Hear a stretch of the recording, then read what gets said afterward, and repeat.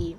27/6/2024 முரளியிலிருந்தான ஸ்லோகம்.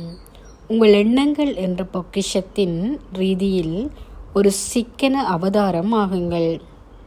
உங்கள் எண்ணங்கள் என்ற பொக்கிஷத்தின் ரீதியில் ஒரு சிக்கன அவதாரம் ஆகுங்கள். சங்கம யுகத்தில் எமது எண்ணம், வார்த்தை, மூச்சு, செல்வம் போன்றவற்றை நாம் தகுதி வாய்ந்த முறையில் பயன்படுத்த வேண்டும். எல்லாவற்றிலும் சிக்கனத்தன்மை இருக்க வேண்டும். இவற்றில் எண்ணம் என்பது விதியாகும். எல்லா பொக்கிஷங்களிலும் மேன்மையான பொக்கிஷம் இதுவாகும். அத்துடன் சக்தி வாய்ந்த பொக்கிஷமும் ஆகும்.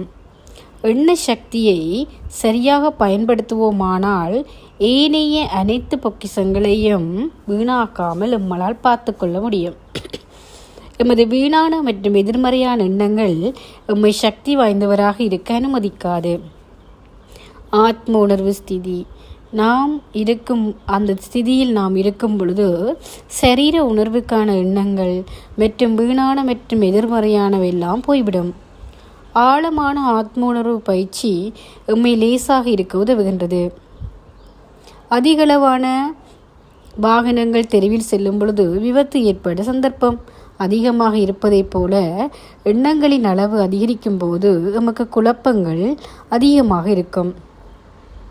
குழப்பங்கள் இருக்கும் பொழுது அவை செயல்களில் ஒரு தாக்கத்தை ஏற்படுத்தும். ஆகவே எண்ணங்களில் கட்டுப்பாடு அவசியம். அதிகப்படியான எண்ணங்களை நாம் உருவாக்கும் போது அவை எமது உடலின் உறுப்புகளிலும் ஒரு தாக்கத்தை ஏற்படுத்துகிறது. உடல் ஆரோக்கியம் குறைபாட்டை வழிவகுக்கிறது. எவ்வாறு நாம் இதுக்கு பற்றற்றவராக இருக்கிறோமோ, அதாவது அந்த அளவுக்கு எம்மால் எமது எண்ணங்களிலே ஒரு கட்டுப்பாட்டுக்குள் கொண்டு வர முடியும். அதாவது எல்லா காட்சிகளையும் ஒரு பற்றற்ற பார்வையாளராக பார்க்க வேண்டும். தந்தை எப்படி இருக்கிறாரோ அவ்வாறு இருக்க நாங்களும் முயற்சி செய்ய வேண்டும். எண்ணங்களினை குறைவாக உருவாக்கினாலே எம்மால் பாபாவையும் இலகுவாக நினைவு செய்ய முடியும். சக்தியையும் பாபாவிடமிருந்து கிரகித்து கொள்ள முடியும். எண்ணத்தின் சக்தியை சரியான முறையில் உபயோகிக்க வேண்டும். ஆக்கபூர்வமான நன்மை பயக்கும் செயல்களை செய்வதற்காக மட்டும் நாம் நமது எண்ணங்களை உருவாக்கும் போது நமது எண்ணத்தின் சக்தியை உபயோகித்து நாம் அதை நன்மையை உருவாக்குகிறது.